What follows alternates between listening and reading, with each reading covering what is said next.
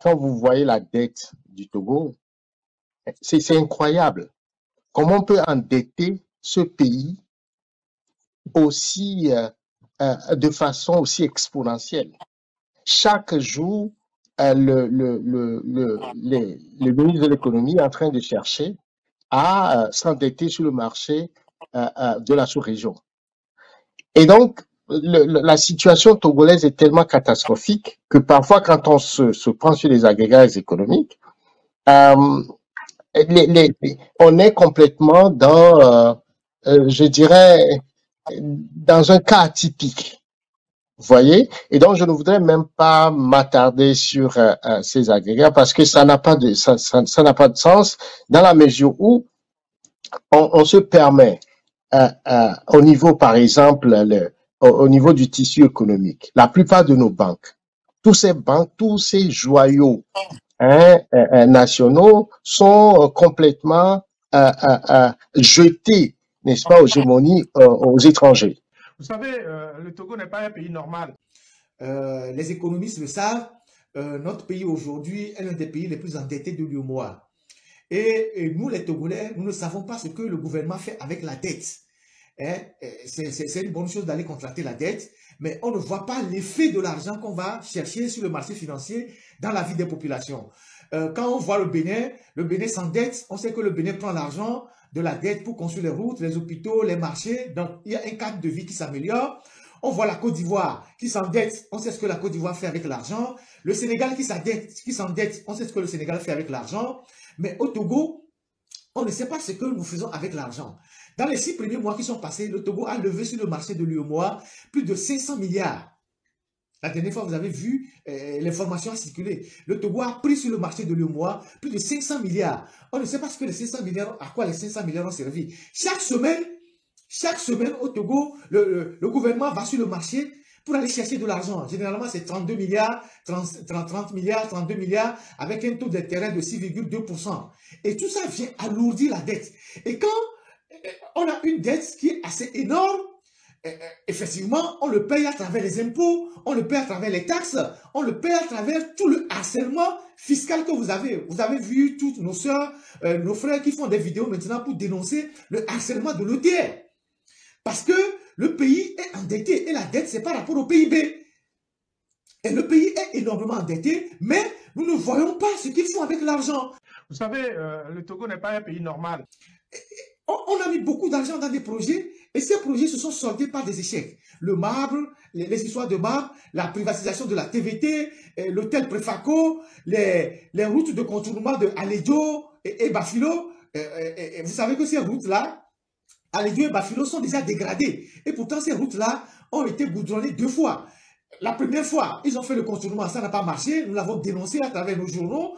Ça a été repris une 2e fois et il m'a été signalé la dernière fois que la route est totalement abîmée. Et les véhicules, au lieu de passer par le contournement, ont repris la faille, la route de la faille. Parce que les contournements qu'on a fait à Aledio et à Bafilo sont totalement dégradés. Comme le ministère des Transports et le ministère des Travaux Publics, je ne sais pas, le ministère de l'Économie et des Finances, tous ces ministères rassemblés, comme ces ministères, non, pas la privatisation de la TVT, mais la modernisation, excusez-moi, la modernisation de la TVT. Donc, comme ces ministères ont constaté que les camions ne passent plus par les contournements d'Aledio, et donc c'est un manque à gagner c'est un manque à gagner énorme pour le péage. Ils sont partis improviser un péage avec un conteneur vers la faille, sur la route de la faille, parce qu'il n'y avait pas de péage sur la route de la faille. Maintenant, ils sont partis vers la faille pour improviser un péage et prendre l'argent chez les camions, tout ça là. Voilà, c'est à l'hérité, je pense. Voilà. Et donc voilà. Et ces contournements, c'est de l'argent qu'on a pris chez les Chinois. C'est des prêts qu'on a pris chez les Chinois. On a pris beaucoup d'argent chez les Chinois. Et il y a eu beaucoup de malversations dans la réalisation de ces contournements-là. Au temps du ministre Nyofam, le ministre des Travaux Publics qui a fait beaucoup de malversations, qui est totalement dans l'impunité et qui est tranquille, qui va jouer au tennis à Kakaveli là-bas. Et donc, c'était au temps de ce ministre-là.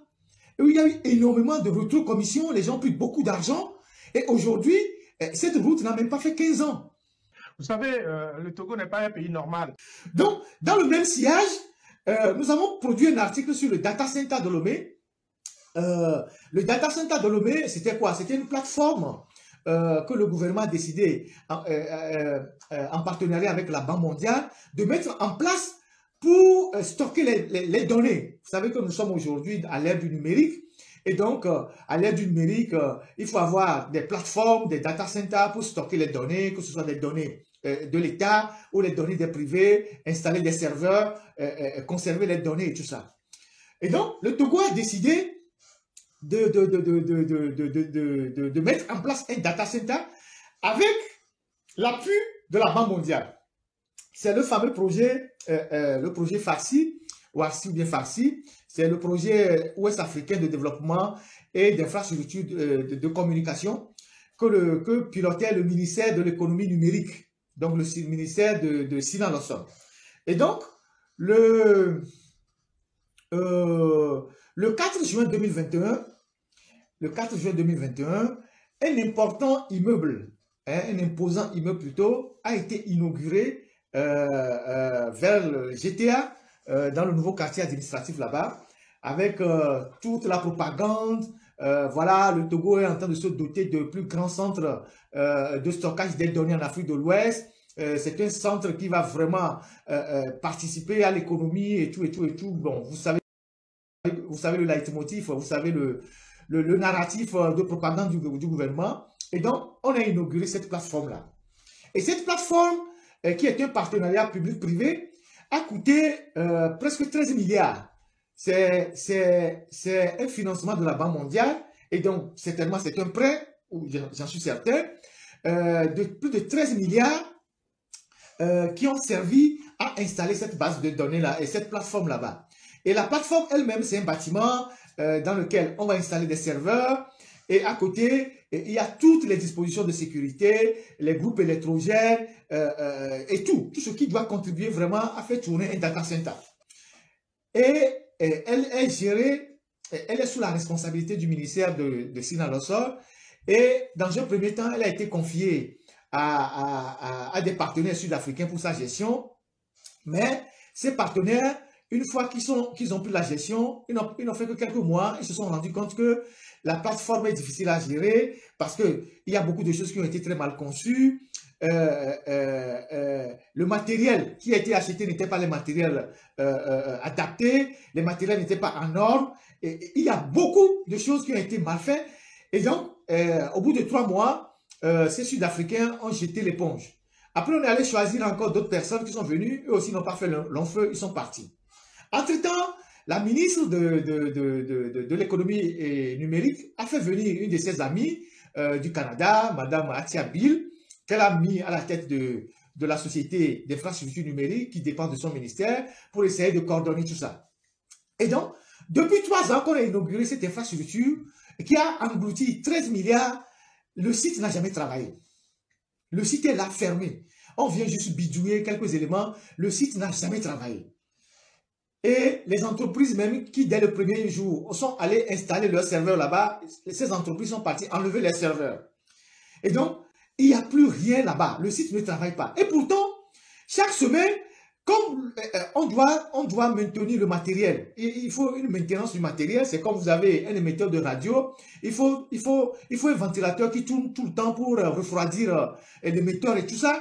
Donc, il y a un groupe là-bas, il y a 2 groupes de plus de 1000 kVA. Hein? Chaque semaine, on envoie des centaines et des centaines de litres d'essence pour aller faire tourner les groupes là-bas. Donc, non seulement depuis 4 ans ou 3 ans et demi, le site ne tourne pas, mais on continue de mettre de l'argent sur le site pour rien du tout. Pour rien du tout. Et ça, c'est le Togo, ça.